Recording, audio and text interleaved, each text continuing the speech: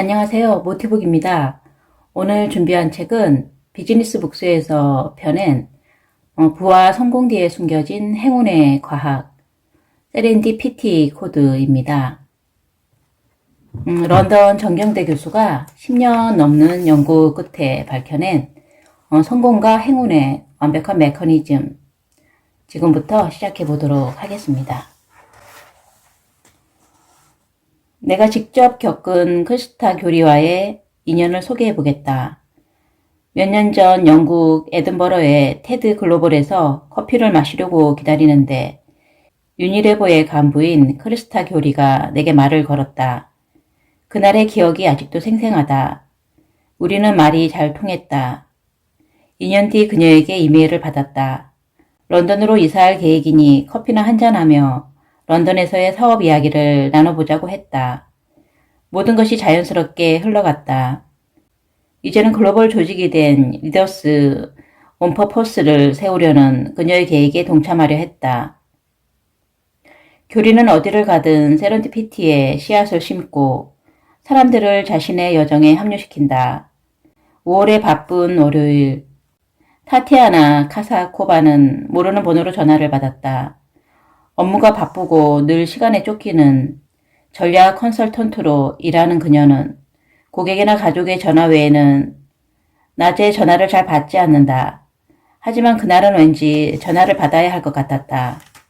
지인에게 번호를 받았어요. 현재 팀을 꾸려서 기가 막힌 프로젝트를 준비 중인데 같이 해보실래요?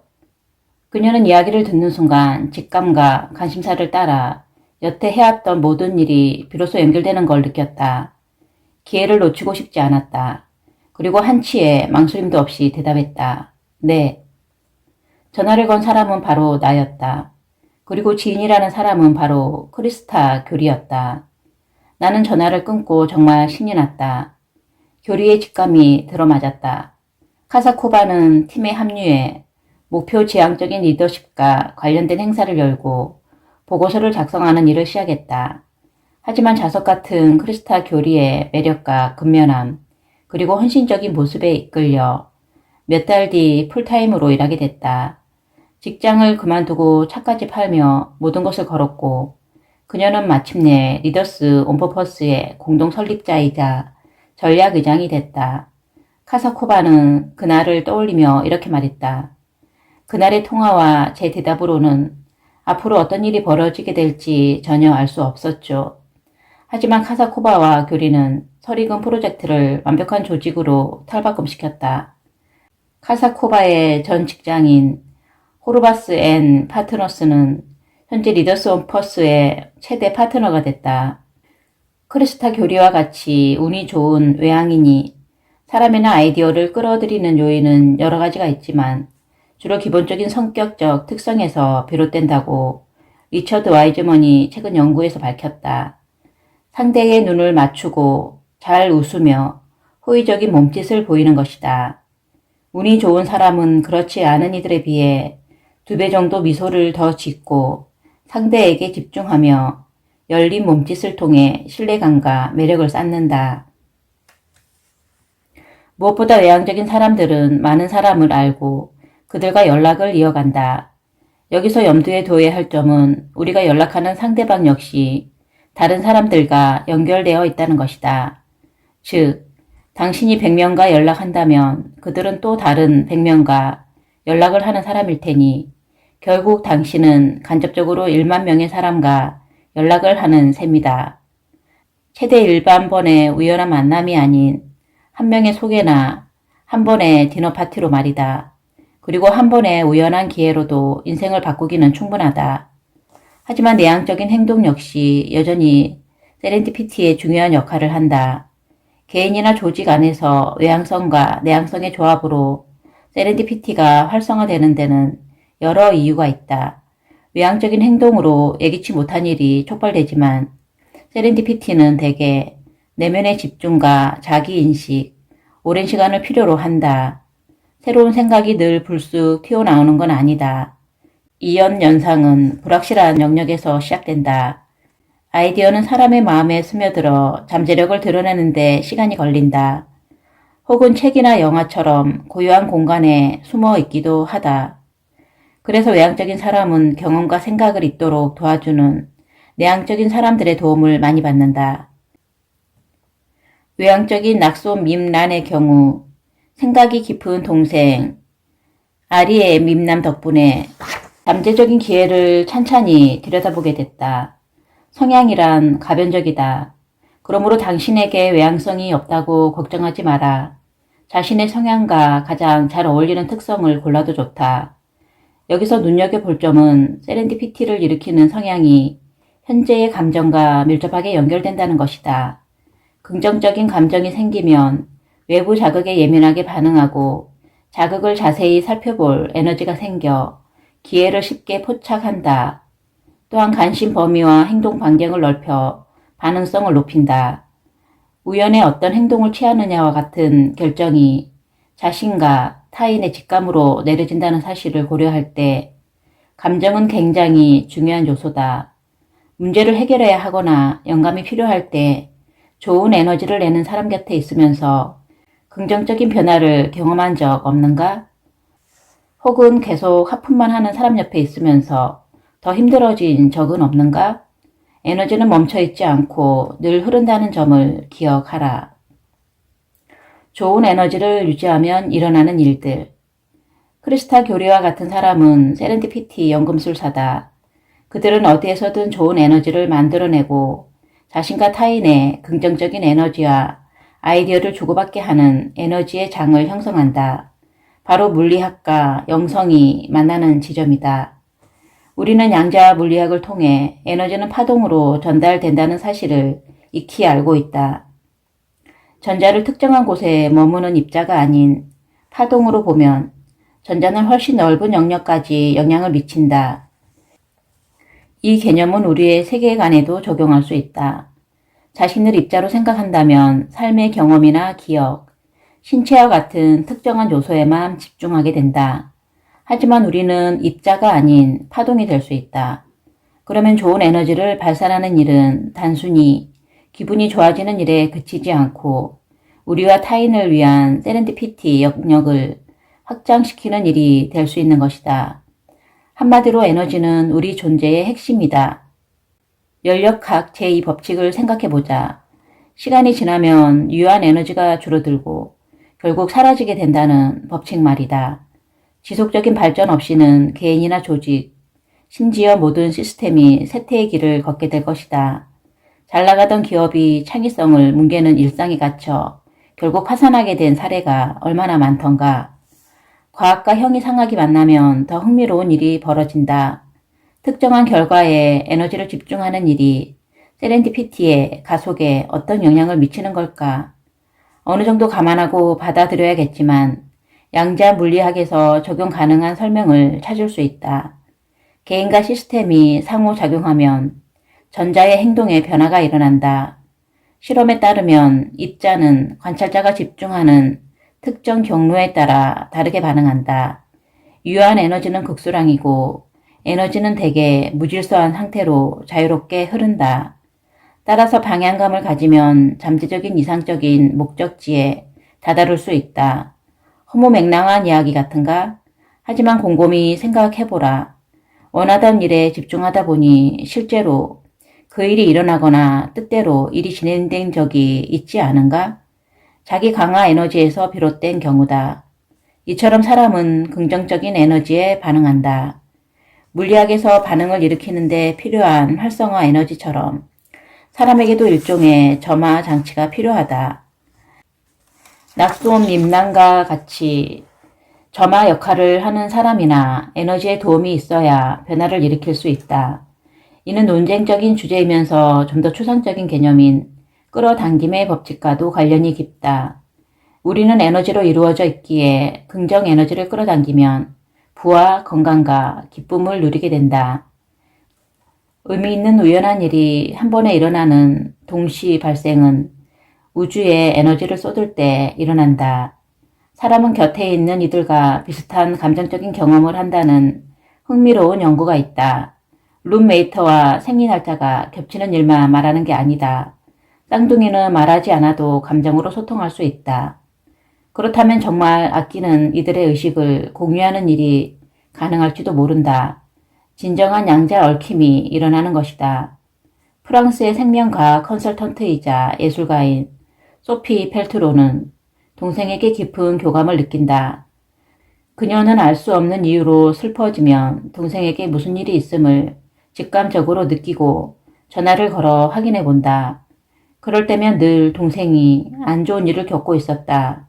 물론 믿기 힘든 일을 양자 신비주의를 이용해 합리화하는 데는 주의가 필요하다. 하지만 세계 주요 종교를 비롯해 세계적인 영적 접근법은 모든 것이 서로 연결되어 있으며 좋은 일이 또 다른 좋은 일로 이어진다는 믿음에 근거한다. 과학과 영성이 갈수록 같은 이야기를 하고 있다는 점이 무척 흥미롭다. 크리슈나지와 프리타 크리시나는 인도에 오에노 아카데미를 설립하여 수백만 명에게 영감을 불어넣었다. 의식의 힘이 큰 성공의 핵심이라고 믿는 그들은 삶에 행하는 것이 있다고 말한다. 의미 있는 우연은 우리가 아름다운 상태에 존재하며 우주가 우리의 의도를 실현하도록 정렬될 때 뜻하지 않은 곳에서 불쑥 튀어나온다. 연구에 따르면 인간은 매일 1만 2천 개에서 6만 개의 생각을 한다고 한다. 대부분의 생각이 반복적으로 일어나고 그중 80%가 부정적인 생각이다. 그래서 크리슈나지와 프리타는 몇 가지 실험을 통해 고통받는 상태에서 아름다운 상태로 전환하는 방법을 고안했다. 핵심은 영적인 비전을 지니고 살아가기다. 즉, 의도를 명확히 설정해야 한다. 우리 안에서 일어나는 일을 어떤 판단도 내리지 않고 객관적으로 살피며 내면의 진실을 파악하는 데 집중하는 것이다. 풀리지 않는 분노와 불안, 슬픔으로 고통받는 상태일 수도 있고 기쁨으로 아름다운 상태일 수도 있다. 고통받는 상태는 영구적인 자기 집착에 빠지게 된다. 이처럼 마음의 상태를 정확히 인식하는 행동만으로도 소위 우주적 지성에 눈뜨게 된다. 요가나 명상, 시각화를 통해 의식을 깨우는 법을 배울 수 있다.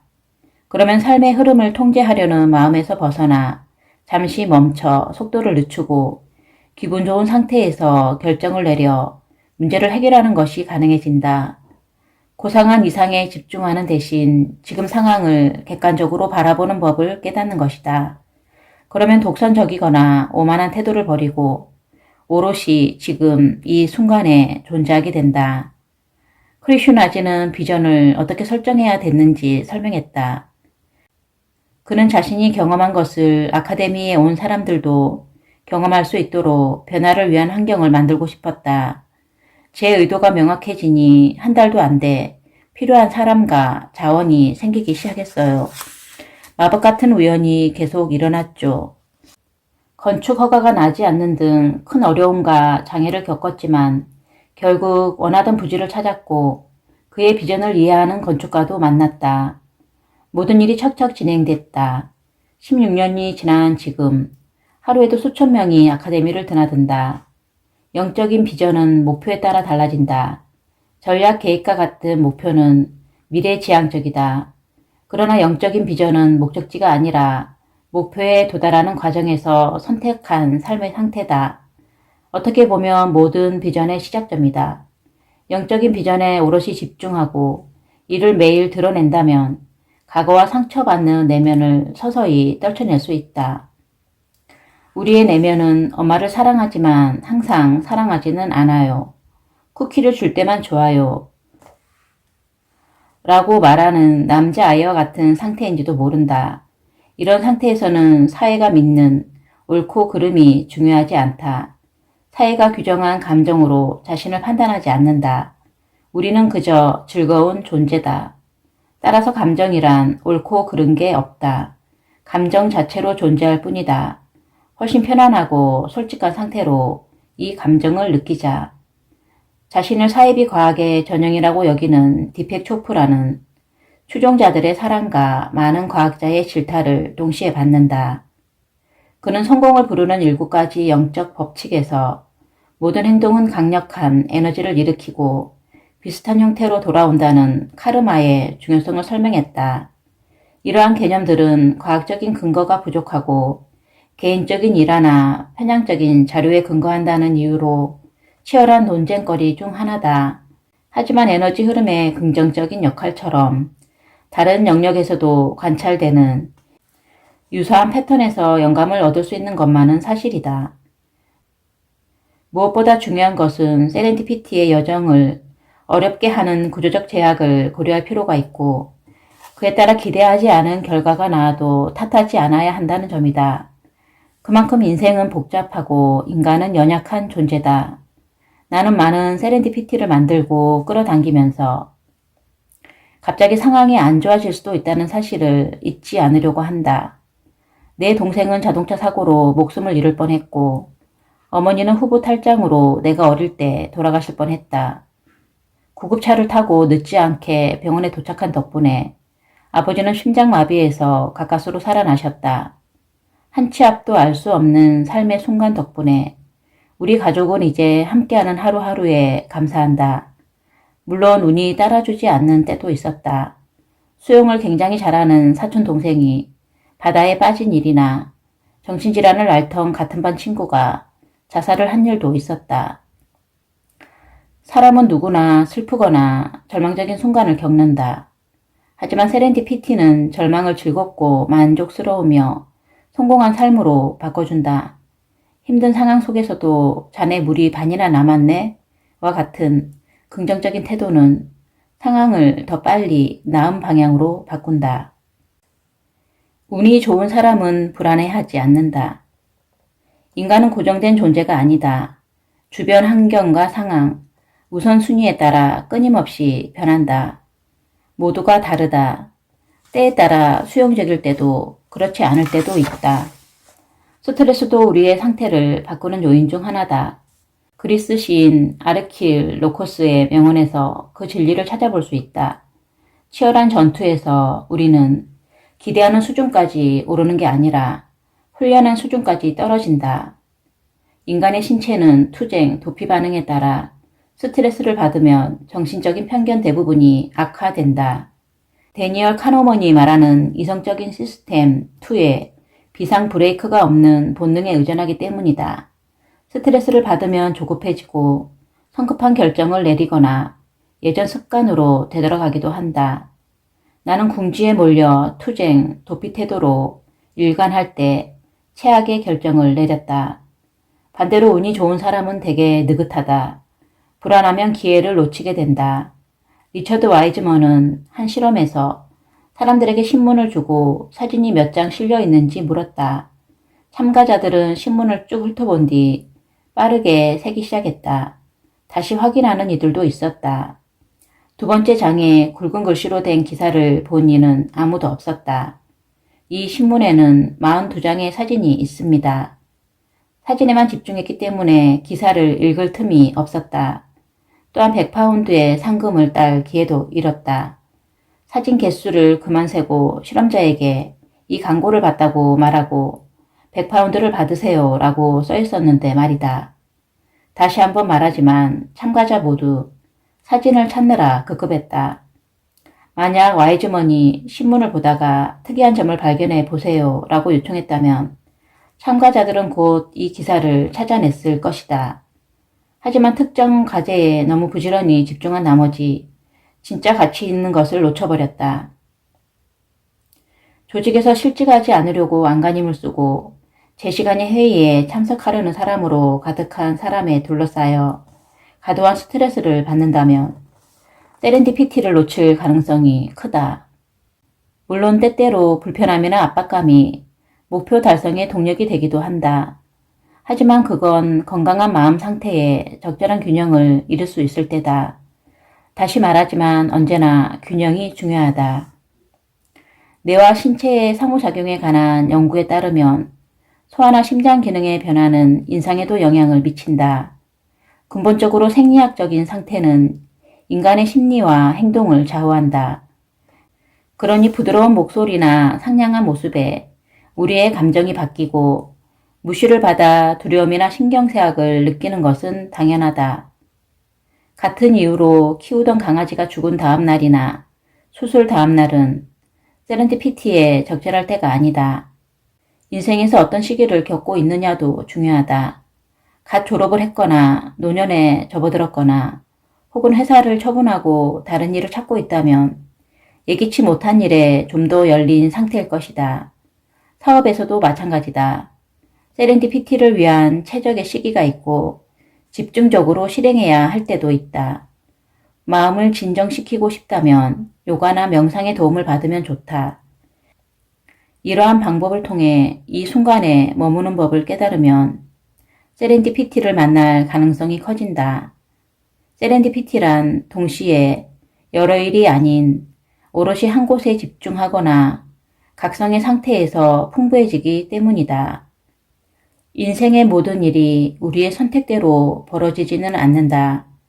생존이 걸린 일로 사투를 벌이게 될지 누가 알겠는가. 하지만 이런 상황에서도 세렌디피티가 일어날 수 있다. 당신이 지금 현재에 집중하고 열린 마음을 가진다면 말이다. 세렌디피티는 대부분 기대하지 않은 상황에서 들이닥친다. 완벽에 대한 기대를 잠시 접어둔다면 마법 같은 순간을 곧 맛보게 될 것이다.